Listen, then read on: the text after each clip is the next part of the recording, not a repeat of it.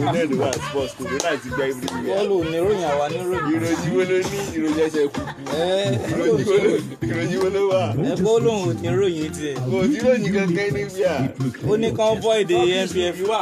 Premier League. Wọ́n máa void ṣé ìyá náà lè tẹ̀lé. Ó ní kán void ẹ̀ òun ló sọ bẹ́ẹ̀ o. Máa void ẹ̀. Àwọn Arsenal àwọn ọ̀tá Arsenal. Wọ́n máa void ẹ̀. Liverpool nìkan máa forí ko Sheffield tó tí ò lọ Europe nìkan they might be going to Europe now àwọn náà forí ko now wọ́n void ẹ̀ that's the way forward wọ́n lè void kí ni.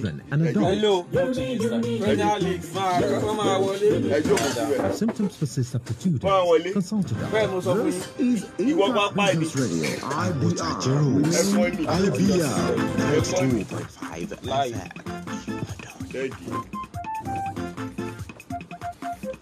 Mo tún ti dé náà lónìí. Ẹ̀ṣọ́ àti màbá ti máa ń ṣe lápá bí. Ìyẹn gẹ́rẹ́ta aago 10 òwúrọ̀ bá ti ré kọjá gẹ́gẹ́ tòní. Tá a bá ń sọ̀rọ̀ pa ìròyìn eré ìdárayá tí ò ní pàǹtí.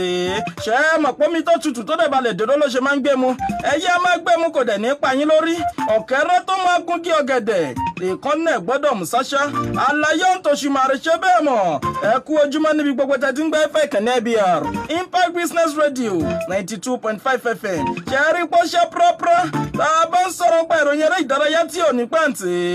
Apá bí ni ẹ tò sí. Afọlábí Abdulhafiz Abẹ́nàsọ́ ló kọ tèmi. Top rated sport presenter Mr MVP. Ẹ jẹ́ kí n máa yára dín wọn sílẹ̀ fún yín bí àkàrà òṣù. Kẹ́ ẹ máa gbé mu bí ọbẹ̀ tán fi rú jáde. Lórúkọ lọ́wọ́ bọ́tìnì mi. Mo rí Ìyanu Akínọlá ló jẹ́ kẹ́ máa gbọ́ mi normally lápò ọ̀dọ̀ tí yín. Bákan náà àwọn tá a jọ máa ṣẹ́ tó fi máa tuntun gbọ́ngbọ́n àdẹ̀ láǹfààní àti kíìsẹ̀. Abdulmajid Ọlánrewájú Imam Manchester United nìyẹn. Sport ambassador Ọ̀gbẹ́ni Ọlámilékan Adémọ́lá. Àjọṣe ni àdẹ̀dùngbọ́ngbọ́n kan sí. Ó yá mọ́sámọ́sá. Ẹ jẹ́ kí n máa bẹ̀rẹ̀ láti ẹsẹ̀ kùkù. Tá a bá ń sọ̀rọ̀ nípa ìdíje ti ìlàjì football league. Super 4 ni o. Torí pé wọ́n ti gbá líìgì. Àwọn méjì wọ́n dẹ̀ ti yan yọ ń sọ̀rí kọ̀ọ̀kan ìyẹn ní group A àti group B ṣe é rí ti group A Ìlàjì FC àti Ìbàràpá United àwọn náà yan yọ group B Ìbàdàn United àti Kìṣí United àwọn mẹ́rẹ̀ẹ̀rin yẹn lásìkò yìí ó ní wọ́n á jọ gbá Super 4 láàrin ara wọn o láàfin ta lọ́ba tá a dẹni joyè nínú àwọn ọkọ̀ ẹgbẹ́ agbábọ́ọ̀lù yẹn ó yẹ ẹlẹ́wò wá live and direct lójú òpó ti IBR 925 FM Ìbàdàn Facebook nìyẹn o. Bákan náà ẹ̀ẹ́dẹ̀ lè tò sápá abẹ̀ ojú òpó tèmi gangan Afọlábí Hafiz Abẹ́nà Sport ìyẹn ní Facebook ní o ó dẹ̀ jẹ́ ti Mojeed Ọlánrewájú ni omi ẹ̀kọ́ náà ni ó yá mọ́sámọ́sá ẹ jẹ́ kí n mọ́ ṣọlọ́yè tá a bá ń sọ̀rọ̀ nípa ìdíje eléyìí tó jẹ́ àkọ́kọ́ ọrú ẹ̀ ní o jákèjádò ìpínlẹ̀ Ọ̀yọ́ ló ti máa wáyé torí pé àwọn ẹgbẹ́ onítáyà àwọn náà ní kíni àwọn náà lè ṣe nọ́mà lórí pápá wọ́n ti wá fọ̀rọ̀ síta sígboro ayé wọ́n ti gbé ìdíje kan kalẹ̀ tó máa gbẹnu tán o tá a bá ń sọ̀rọ̀ nípa interlocal government cup tó jẹ́ táyà cup òun gangan ló máa wáyé tìbútòrò nípínlẹ̀ Ọ̀yọ́ ló dẹ̀ ti máa wáyé àwọn ọjà bí ọjà Ògùnpa Ìṣẹ́yìn ìlú Ọ̀yọ́ eléyìí tó jẹ́ Ọ̀yọ́ Aláàfin Òjó Pàṣẹkẹrẹ mọ́jọ ọmọ Àtìbà gbogbo ọjà tó wà ní agbègbè lókè Bọ́là gbogbo wọn ti ṣetán o kódà wọ́n ti ń ṣe training wọ́n ní àwọn ṣetán wọ́n á jọ ná tán bíi mọ́nì ni gẹ́gẹ́ bí alága eléyìí tó fi síta sí gbòòrò ayé Alhaji Tajudeen Awódẹrù aka Taka wọ́n ṣe fi síta sí gbòòrò ayé ìyẹn Tajak bákan náà ọ̀gbẹ́ni Wálé Okun Adéwálé INEC nìyẹn olórí ẹbí ẹ̀ mọ́ òun náà ti ra búùtù ó ti ra sọ́ọ̀sì ó ní ẹ̀wò ìfigagbága yẹn ó máa lé kókó bí eyín afọ́ọ̀gùn ni o ìjẹ́bọ ni wọ́n á ti gbà wọ́n ní officers mess eléyìí tó wà ní Agodi GRA ní figagbága yẹn ti máa wáyé wọ́n bá ṣe kọjú ara wọn wọ́n bá dẹ̀ ṣe máa kojú àjà yín tó bẹ́tà lórí ètò yìí ó yá mọ́sámọ́sá ẹ jẹ́ kí n máa já yín tó finally torí pé ìdíje eléyìí tó jẹ́ kò mẹ́sì ó yọ àwọn tó jẹ́ obìnrin léńjẹléńjẹ ló ń gbà wọ́n ti fi ẹ̀yẹ ilẹ̀ àgbáyé ni o under 17 orílẹ̀-èdè wa Nàìjíríà tẹ́ ẹ̀ bá gbàgbé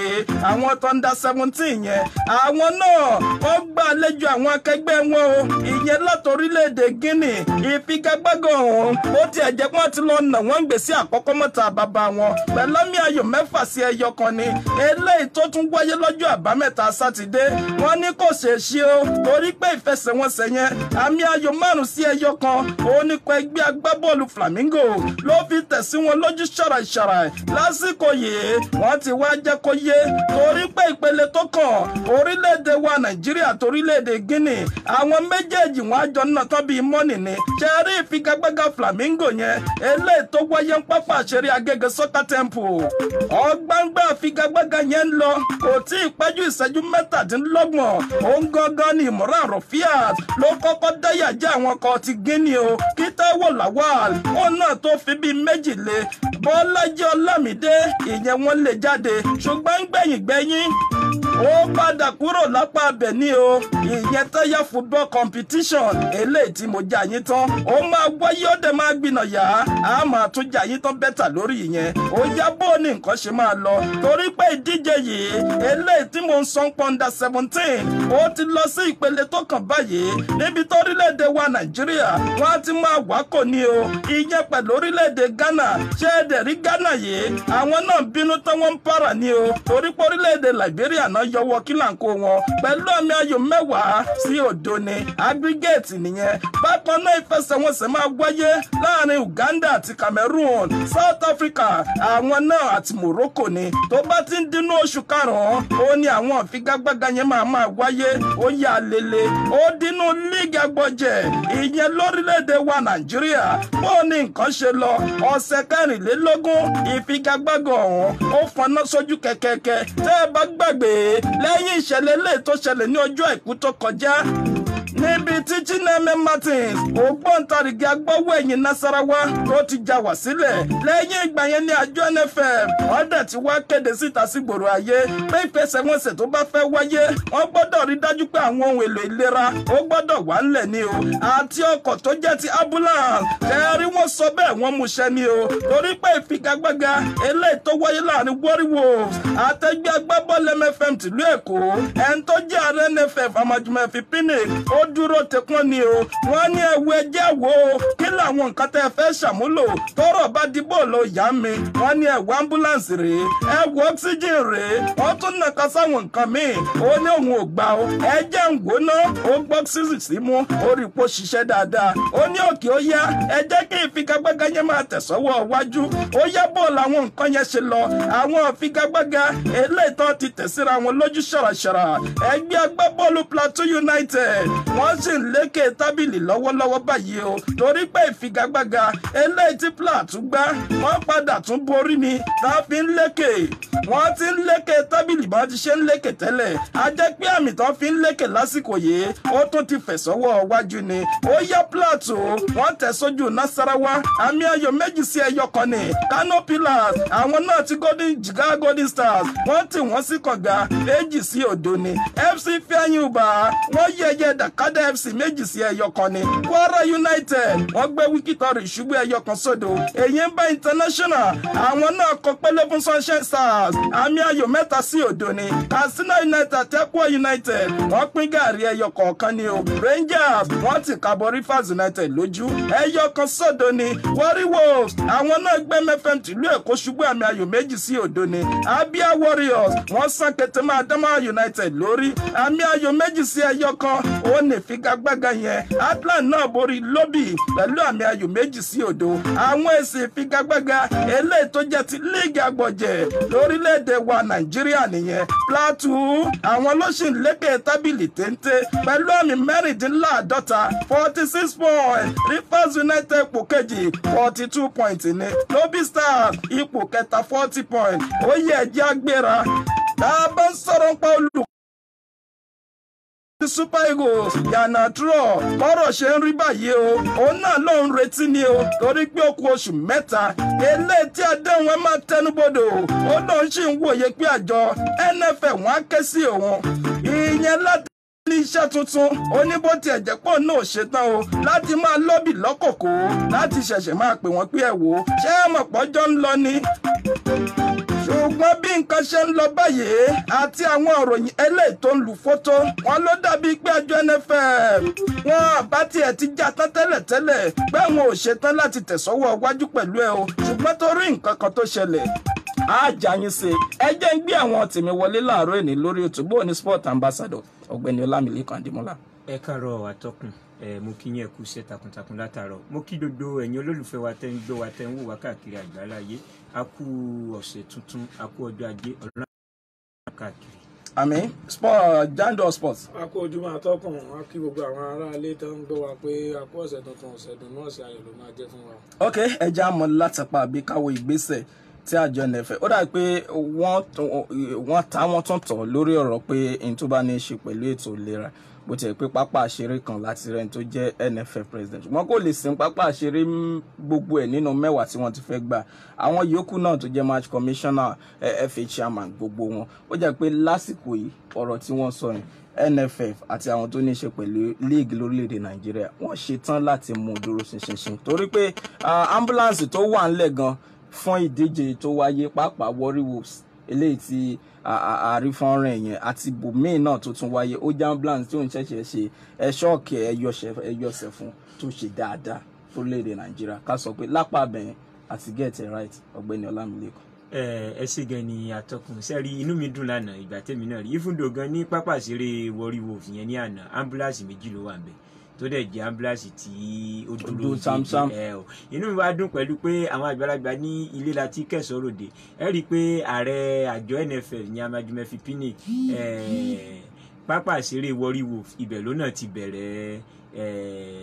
láti lọ inspection yẹn ibẹ̀ náà ló ti bẹ̀rẹ̀ tó lọ sí mo dẹ̀ tún rí fọ́nrán kan náà tó jẹ́ pé ẹni tó jẹ́ commissioner match commissioner ó dúró nídúró pé òun gbọ́dọ̀ wo gbogbo nǹkan tó wà ní ambulance kàn lè sọ fún mi pé ambulance ti wà nílẹ̀ bọ̀ mo fẹ́ wo nǹkan tó wà nílẹ̀ wọ́n dẹ̀ sí fún ó dẹ̀ wò ó dẹ̀ rí i pé ó dúró déédéé ṣùgbọ́n àti ilé kí wọn àdẹ̀tí lè yìn wọ́n àdẹ̀tí lè lù wọ́n lọ́gọ̀ ẹnu torí pé ọ̀rọ̀ yìí ó ṣẹ̀ṣẹ̀ ṣẹlẹ̀ ní ẹ̀yin náà mọ ọ̀rọ̀ orílẹ̀-èdè ilẹ̀ wa Nàìjíríà pé tí òfin kan bá ẹ̀ṣẹ̀ jáde àwọn èèyàn fẹ́ sáré agbónára ṣùgbọ́n bó bá ṣe ń lọ táàrí pé ogbè ẹ̀ náà wà intact láàtò ṣẹ̀ṣẹ̀ mọ̀ pé àjọ Nigeria Football Federation àti àjọ LMC wọ́n mì ní business lò. ok wọ́n mì èèyàn lóòótọ́ àtàbáníkàwò bí nǹkan ṣe lọ ráì pé ìfẹsẹ̀wọnsẹ̀ tó wáyé jákèjádò ìyẹn lórílẹ̀‐èdè Nàìjíríà ọmọ ẹyọ kan ṣoṣo ni mo fẹ́ rí tó wà ń bẹ̀ eléyìí tí ó wáyé náà fẹsẹ̀wọnsẹ̀ 10 yẹn lásìkò yìí àǹfààní tún ti ń wà fún Plateau United láti máa tún create gap lókè yẹn wọ́n ti ní 4 points láti máa la ikọ̀ Rivers United eléyìí tó gorí Lobby Stars wá sí ipò ẹlẹ́ẹ̀kejì 42 points. ok ẹ jẹ́ ká kúrò lápá bẹ̀yẹn ká lọ sínú ọ̀rọ̀ tó ní í ṣe pẹ̀lú ti Jannatro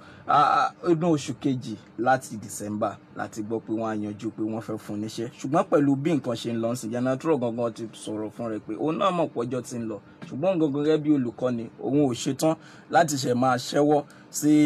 NFF láti lọ máa rábàbà pé iṣẹ́ ti gbàgbé pé àdéhùn tuntun àti ìfilélẹ̀ ṣùgbọ́n pẹ̀lú àwọn òròyìn kan tó ń jáde ni pé ó jọ ń pẹ́ ẹni tó jẹ́ sport minister gan ò nífẹ̀ẹ́ sí ìṣòwò tó kọ Jannatro pé òun gan ló fà á pé kódà àwọn ọba ti ní kó máa lọ pé àwọn ò ní renew contract pé torí pé ìfẹsẹ̀wọnsẹ̀ àwa àti Sierra Leone ṣùgbọ́n nígbà tí ò di sí ìfẹsẹ̀wọnsẹ̀ pé lásìkò ìyẹn NFF wọ́n ti ń fi inú wọ̀bẹ̀ wọ́n ti fi ìṣù síná tó dẹ̀ fi inú wọ̀bẹ̀ pẹ̀lú bí nǹkan ṣe ṣẹlẹ̀ ní tòótọ́ Jandor Sports àṣekàsọ pé olùkọ́ni Jannatro kò ní tẹ̀síwájú fún Super Eagles. ìròyìn ò tí ì fi ìdí ọ̀rọ̀ yìí ní ìsìn yẹn múlẹ̀ torí tá a bá ní káwọn tó ń ṣẹlẹ̀ yìí láàrin méjèèjì pẹ̀lú bó ṣe kù ṣáátá tí kọ́ńtrátì ọmọkùnrin ó tàn àwa ọ̀rọ̀ NFF ni pé tán bá jẹ́rú ọmọkùnrin ká pàdánù irú ẹ̀ ká tó nírú kóòtù tí ó jẹ́ ẹni tí ó ṣe dáadáa fún wa tó gẹ́gẹ́ bá a ṣe mọ̀ nígbà tọkùnrin ìgbàṣẹ́ á rí wípé bọ́ọ̀lù orílẹ̀-èdè wa ó change gan kápá ní ti igun ti Super Eagles tó rá ọmọkùnrin yìí ó ti change team ó dẹ̀ ti bá wa build àwọn player lọ́lọ́kọ̀ọ̀kan láti pé ká rí ṣùgbọ́n tó bá wá gbaṣẹ́ lọ́wọ́ rẹ̀ ní irú àsìkò báyìí ó máa kù díẹ̀ káàtó fún wa láti pé ká fún. ok ẹ jẹ́ ká lọ sáàrin gbùngbùn ní ilẹ̀ adúláwọ̀ ìfẹsẹ̀wọnsẹ̀ tí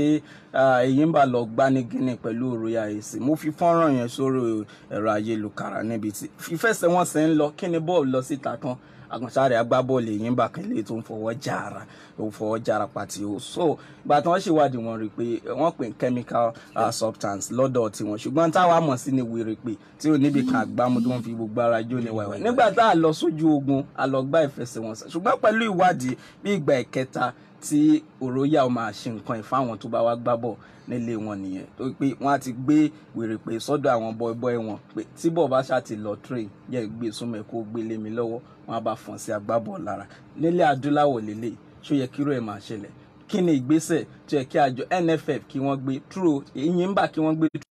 láti rí dájú pé fẹ́ẹ̀ tó ń bá dá ẹ gbà lórí pápá yẹ wèrè pé yẹn ti kàn yín lára rí. Ó kàn mí lára rí torí ibi tí mo gbé dàgbà oko mo gbé dàgbà tí òtá bá ti sàn Akíntọ́lá tá ń pa ẹ̀gàn báyìí wèrè pé a mọ̀ kù sí wa lára. Ṣe rí ìgbà tèmi náà rí ó bà mí lọ́kàn jẹ́ pé pẹ̀lú ibi tí eré dúró ní ilẹ̀ adúláwọ̀ pẹ̀lú nǹkan báyìí tún lè máa ṣẹlẹ̀ ṣùgbọ́n ṣe rí ó dùn mí ìdí tó fi dùn mí ni pé Fatai Oso tó ṣẹ̀ṣẹ̀ tó ẹ̀yìn bá tó ṣẹ̀ṣẹ̀ wá ń sọrú ọ̀rọ̀ yìí èmi rò pé kò nílò àti wulẹ̀ ṣẹ̀ṣẹ̀ máa sọ fún wa nǹkan tó ìgbẹ́ immediately tán ti parí ló yẹ kó ti report kó ti competition kó dẹ̀ sọ fún àjọ kó sọ fún match commissioner kó report fún match commissioner wọ́n ṣàjọ wà ní sideline match commissioner ṣàwà ní sideline kó report fún match commissioner kó dẹ̀ gbé ìgbésẹ̀ kí àwọn ìgbìmọ̀ tó ń ṣèṣàkóso lọ sí ọ̀dọ̀ àjọ Nigeria Football Federation pẹ̀lú lẹ́tà tó tọ́ kí federation káwọn náà kọ lẹ́tà kan fọwọ́dù ẹ̀ sí àjọ káfù kájọ káfù dẹ̀ gbégbèsè kan ṣe ìwádìí torí bẹ́ẹ̀ ni mo ń ka ìròyìn yẹn mo rí wípé kì í ṣe ìgbà àkọ́kọ́ ẹ̀yin báyìí ṣe alátakò àkọ́kọ́ tí ó kọ́kọ́ jẹ̀rú ìyà báyìí ẹ̀yin náà wò ó kí ni ìtumọ̀ pé àwa sílé yín nǹkan tí ò bá dáyàn lójú ẹ bá rò pé ẹ lè dá ikọ̀ ẹgbẹ́ agbábọ́ọ̀lù kan mú kí ló dé tẹ wá fi jẹ́ pé ẹ wá ń da wèrè pè síyàn lára ẹ wá gba wèrè pè lọ́wọ́ bọ́ nǹkan èmi adarí ayò gan náà ò mọ̀. Ó ṣe é ṣe kó máa mọ̀ torí pé olùlò wọn a máa táyẹ̀ ṣùgbọ́n agbábọ́ọ̀ tó bá kàn dúró ń tẹ̀ tó ń expect bọ́ọ̀ ni wọ́n á lọ ẹ̀yìn ọrùn níbi aṣọ náà. nǹkan tẹ́mi sọ ní sà wèrè pé yẹn ẹni tó fẹ́ dá sí yàn lára òun náà ò lè bù dání sọ́wọ́ torí pé a máa yún òun náà lọ́wọ́ òun náà ò lè bù dání ó máa fi sínú bí inú kekan bóyá kékeré kan ló máa wà lọ́wọ́. ó lè jẹ́ náà kó jẹ́ kó ń ṣe tó pọ̀ púpọ̀. agbábọ́ọ̀lù gbọ́dọ̀ mú di nǹkan kan dání lórí pápá ìṣeré. ó ṣe é ṣe kán máa mọ̀ sẹ́ tó rọrùn dáadáa kí n tó wà lórí pápá dídára rí máa mọ̀. ó tó di pé bọ́ọ̀lù gan-an tán bọ́mọkùnrin ṣe rí i pé yèrè pé dárò òun ló sì yẹ kó fi gbé ta. ó fi gbé ta tí ò bá fi gbé ta àwọn tó jẹ́ olùkọ́ni ẹ̀ náà ò ní mọ̀. ó fi gbé ta nígbà tí bọ́ọ̀lù tán olùṣègbà tó tán ṣé a lè da ìpè sí yẹn lára kí ẹ máa èèyàn lè dúró ó dàbí pé èrè pé sí dára jándórì. rẹ́fìrì wà ló yẹ kó stop fún kẹ̀kẹ́ ká ní nǹkan yẹn tẹ́rìbù gan.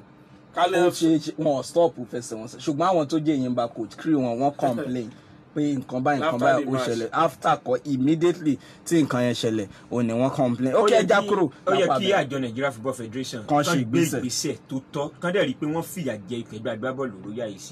nǹkan ìbanilójú jẹ ni.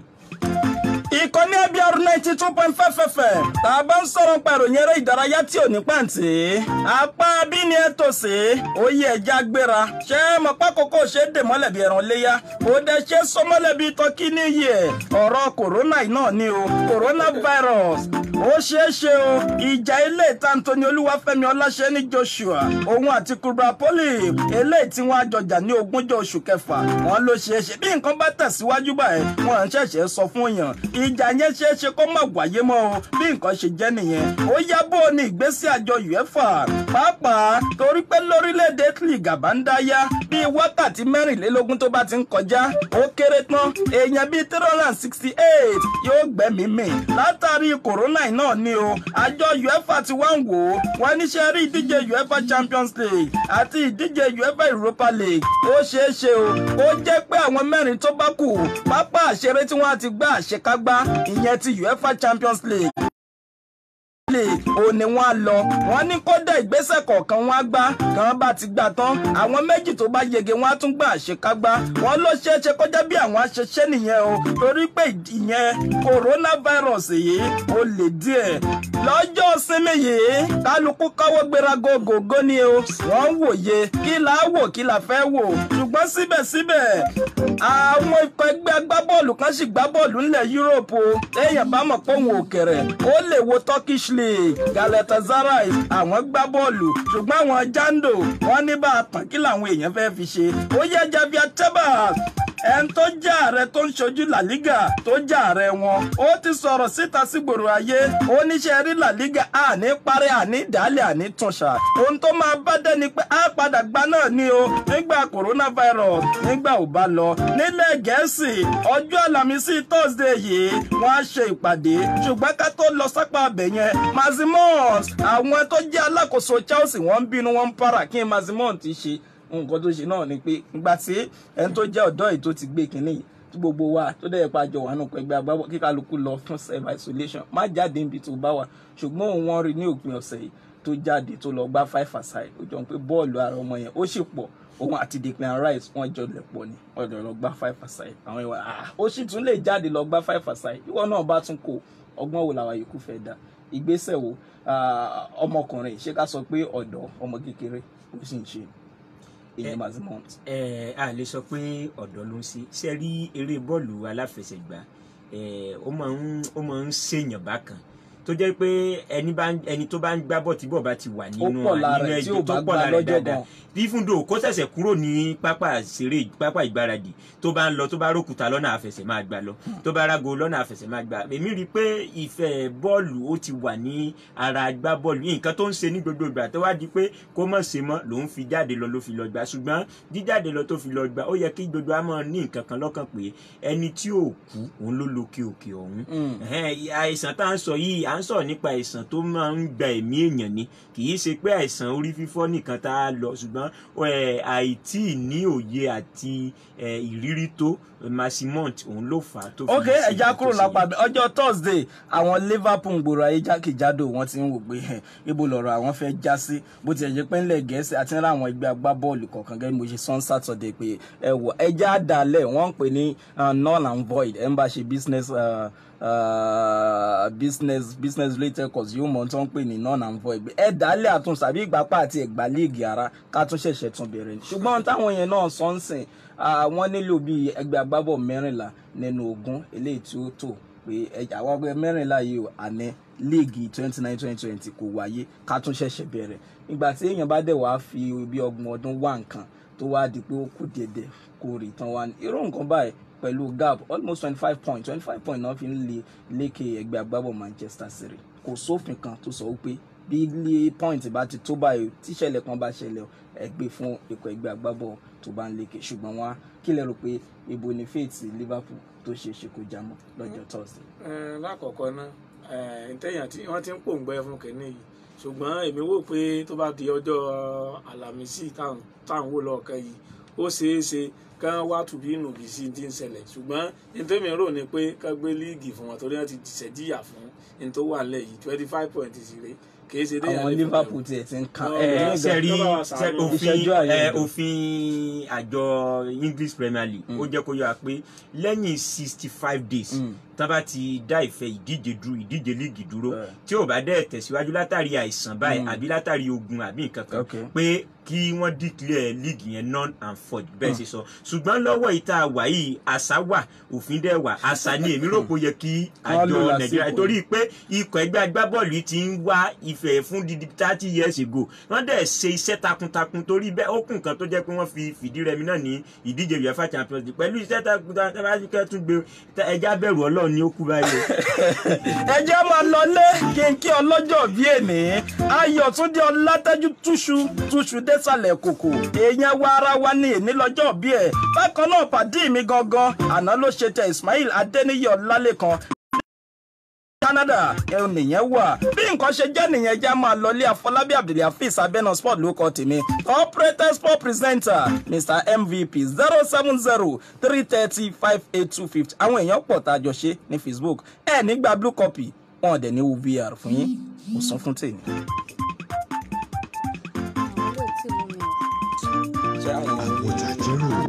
IBR 92.5 FM. ẹ ṣé o.